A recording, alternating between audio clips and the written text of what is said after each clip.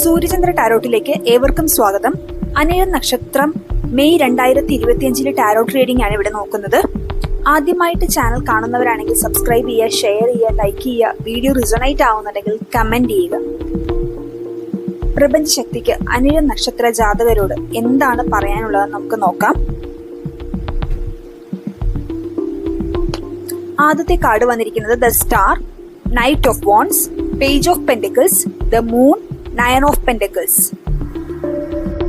The star card ആദ്യത്തെ കാർഡായി വരുമ്പോൾ രോഗശാന്തി, പുതിയ പ്രതീക്ഷകൾ, പുതിയൊരു വഴിത്തിരിവ് ഒക്കെ സൂചിപ്പിക്കുന്ന ഒരു മാസമാണ്.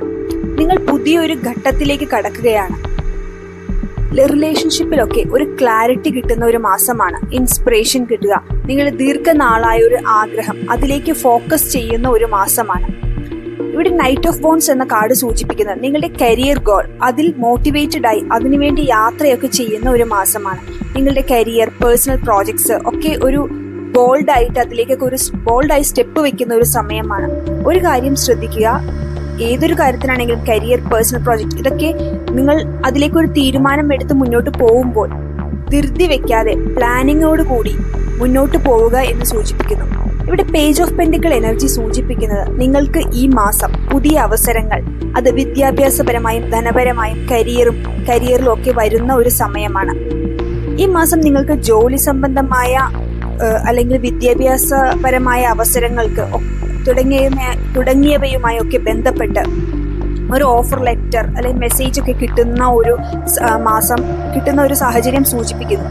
നിങ്ങളുടെ കഴിവ്, ട്രെയിനിങ് ഒക്കെ അങ്ങനെയുള്ള കാര്യങ്ങളൊക്കെ ഇൻവെസ്റ്റ് ചെയ്യാൻ പറ്റിയ സമയമാണ്. ഇവിടെ ഒരു മൂൺ കാർഡ് ഇവിടെ വരുന്ന മൂൺ കാർഡ്, ഈ ഒരു കാർഡ് സൂചിപ്പിക്കുന്നത് നിങ്ങളിലുള്ള ഭയവും ഉത്കണ്ഠയും കൺഫ്യൂഷനും ഒക്കെ ഉണ്ടാവുന്ന ഒരു സാഹചര്യമാണ്. പ്രധാനപ്പെട്ട തീരുമാനങ്ങൾ എടുക്കുമ്പോൾ അതിനൊരു ക്ലാരിറ്റി വരുത്തിയതിനു ശേഷം മാത്രം എടുക്കുക. ഇവിടെ നയൻ ഓഫ് പെന്റിക്കിൾസ് ഗൈഡൻസ് മെസ്സേജായി വരുമ്പോൾ പ്രപഞ്ച ശക്തിക്ക് നിങ്ങളോട് പറയാനുള്ളത് സാമ്പത്തിക സ്ഥിരത, സാമ്പത്തിക സ്വാതന്ത്ര്യം ഒക്കെ നിങ്ങൾക്ക് ലഭിക്കുന്ന ഒരു മാസമാണ് മെയ്. നിങ്ങളുടെ ബിസിനസ്, സാമ്പത്തിക ഇടപാടുകൾ ഇവയിലൊക്കെ ഉള്ള ഒരു ഹാർഡ് വർക്ക്, അതിനൊക്കെ ഒരു റിസൾട്ട് കിട്ടുന്ന മാസമാണ്. അപ്പൊ നിങ്ങളുടെ കഷ്ടപ്പാടുകൾക്ക് കിട്ടുന്ന ആ ഒരു ഫലം അത് എൻജോയ് ചെയ്യുക എന്നും കാർഡുകൾ സൂചിപ്പിക്കുന്നു. ഏവർക്കും കാർഡ് റീഡിംഗ് ഇഷ്ടമായെങ്കിൽ കമന്റ് ചെയ്യുക. ഏവർക്കും ശുഭദിനം ആശംസിക്കുന്നു.